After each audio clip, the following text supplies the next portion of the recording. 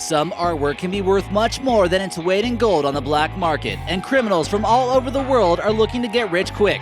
From stealing priceless Picasso works to snatching the Mona Lisa, here are 9 most insane art heists of all time. But first, congrats to Watfu Fan for being the first one to comment on our 18 strangest photos of planes video. All our fans are #1, and you, sir, should feel quite special. Let us know how you would pull off an art heist, and maybe we'll feature you in an upcoming video. Number 9. Munch Museum Mayhem. Our first epic heist takes place in the Norwegian capital city of Oslo at the Munch Museum, which features some of Edvard Munch's greatest works of art. One of the works is a slightly frightening piece of art that kind of looks like something created by Picasso, known as Scream. But this was actually made by Edvard Munch, who is a Norwegian expressionist artist whose paintings are worth some big bucks. You might be familiar with Scream if you've ever seen this emoji. The other target, Edvard Munch's Madonna painting. The Madonna painting features a bare-chested female, which was made in 1895. This piece of art is often considered to be flawless, and this one has some personal value to Munch himself, since he adorned this model for her beauty. 2 masked men entered the museum with firearms, stole Munch's 2 most valuable pieces of art, along with 2 other paintings in 1990. Police found the getaway car, but they only found the frames that were ripped off and not the masterpieces. These 2 paintings were worth roughly $19 million. That would make anyone want to scream. Luckily, the paintings were recovered 2 years later, and the thieves were put in a cozy Norwegian jail for only 7 months. Number 8. $30 million Van Gogh Heist. One of the paintings that got snatched was one of Van Gogh's early paintings known as Beach at Scheveningen in stormy weather. While he was an amateur, people considered it to be garbage, but in modern times, it's worth at least 30 million euros. The other big painting that was stolen was known as The Congregation Leaving the Reformed Church of Nunnen. This has a big name, and it comes with a big price tag. It's believed that he made this painting for his mother while she had a broken leg living in the city of Nunnen, also worth about 23 mil. December 12, 2002, a couple of Italian mobsters decided to take the paintings on a little trip to Italy, so they grabbed some ladders, broke a few windows, and gained access to the museum. You would believe artwork like this would be better protected. Miraculously, in February of 2017, the paintings were returned back to their home in the Netherlands after Italian officials seized $53.7 million worth of Van Gogh art. Many people in the art community had feared that they were long gone and would never be back. Number 7. Sao Paulo Art Swindlers. Having classical, high-value masterpieces such as Picasso paintings in countries with high crime rates such as Brazil is probably going to lead to some heists. In 2007, 3 men broke into the museum with a crowbar and a car jack, and it seemed rather easy. The museum had steel doors, but the locks on it weren't too good apparently, and they were able to get right in there. They took off with the portrait of Suzanne Bloch, which was a sister of a famous pianist, created in 1904. The portrait seems quite somber and realistic, which really isn't Picasso's normal style. However, the rare example of his realism sells for quite high, and this one here is worth an estimated $50 million. They also took a Portinari 1939 painting known as The Coffee Worker, but the main goal was to get Picasso back safely. After receiving several ransom hoaxes, the museum got the paintings back. This also wasn't the first time Brazil had an art heist from this museum, and the famous Picasso painting, Minotaur, Drinker, and Woman, worth hundreds of thousands of dollars, was also stolen. Number 6. Paris Modern Art Heist. Paris is certainly a city where you can definitely pull a few good art heists.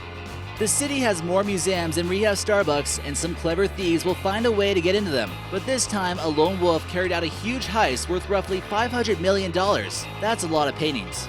He made off with valuable Picasso, Matisse, Georges Braque, and Fernand Léger masterpieces, and this guy really seemed like he knew what he was doing.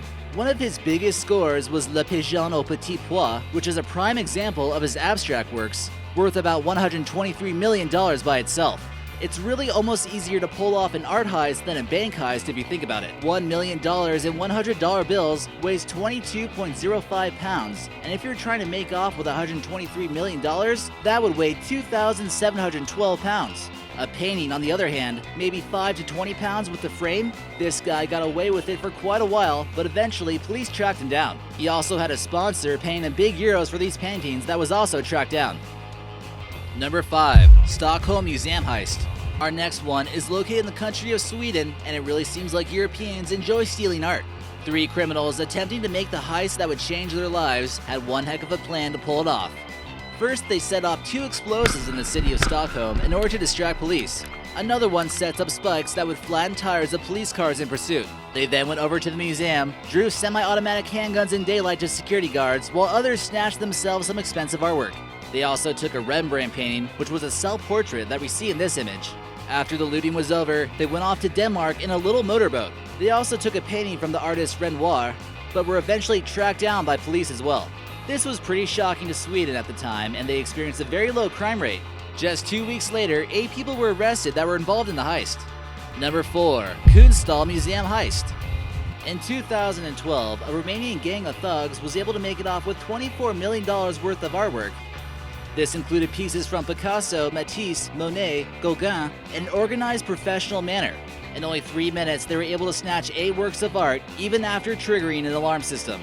Since they were able to get out of there quickly enough, they weren't captured on the scene. This is a fairly small museum in the city of Rotterdam with low security but very valuable items, making it the perfect target. Security had seemingly overestimated the state-of-the-art alarm system, and police are keeping it secret how they got in there exactly. It continues to get stranger. The mother of one of the gang members was apparently behind the operation. She then set some of the paintings on fire when she believed that authorities were coming for her. This photo here shows Eugene Dari at court in Rotterdam getting sentenced to 6 to 8 years for stealing and his part in destroying 3 out of 8 European masterpieces. They were good thieves, just horrible businessmen, and didn't know how to properly sell them. Number 3. Mexico City Anthropology Heist. People who are able to steal artifacts from a lost civilization really are stealing more than just something with monetary value. They're also stealing knowledge that just can't simply be replaced. In Mexico City in 1985, 140 of the most valuable Aztec, Mayan, and other pre-Columbian artifacts were stolen from the National Museum of Anthropology on Christmas Eve. This was not a holly jolly Christmas morning for anthropologists. It seems clear that the crooks studied their history and went right for the most valuable pieces of art. This was the largest heist on pre-Columbian artifacts ever. It doesn't always have to be Monet or Picasso for it to be a lucrative heist. Many of the artifacts were made from valuable raw materials such as gold or jade. This photo here shows Pacal's burial mask made of jade that was stolen, and it gives you an idea what was robbed here. Officials really couldn't put an exact number on how much the heist was worth because of how unique and how historically important the items were. Some estimated as much as $32 million, but who knows how much they would have sold for on the black market. Number 2. Stephane Beaudeau. Possibly the greatest art thief of all time, Stephane Beaudeau is a Frenchman who managed to steal 239 pieces of art worth an estimated $1.4 billion. But it was never his goal to get rich off the whole thing. Oh no. This Frenchman just had a serious love for art and would just want to steal for his own personal art collection. You can imagine his apartment was probably pretty nicely decorated. He's also the most consistent art thief as well, and normally pulled off a different heist once every 2 weeks. His first theft came from a castle in Bonn, Germany, and since then, he got hooked on the thrill. He acquired a vast collection and could remember every last detail of what it was like to steal that item, and what it was exactly by heart. He would use his girlfriend as a lookout, while he would take the nails out of the frame and slip the painting under his jacket. The most valuable work of art he was able to steal was by the German artist Lucas Cranach the Elder, and this painting was known as Sibylle of the Cleaves that we see here. Estimated price for something like this? $6 million. He eventually got caught trying to steal a bugle in Lucerne, Switzerland by a security guard. He made it off that day, but people were beginning to recognize him. His mother, worried about his capture, began destroying magnificent pieces of artwork and threw paintings into the Rhone River. It's quite the interesting tale, and he describes in his book, Confession d'un voleur d'art, it seems as though since he was not selling the art, he only received a slap on the wrist and did 26 months in jail. And number 1, the Mona Lisa Heist. The most famous and the most sought-after paintings among art thieves is certainly the Mona Lisa. Currently, it's protected behind bulletproof glass at the Louvre Museum, and it's one of Leonardo da Vinci's most celebrated works. Ever since it made its first appearance in Napoleon's bedroom, people have been looking to get their filthy paws on it. It almost seems as though the process of people trying to steal it is what's made it famous. The mysterious smiling woman was first stolen off the walls by an Italian man, Vincenzo Perugio, trying to bring back Mona Lisa under Italian control once again.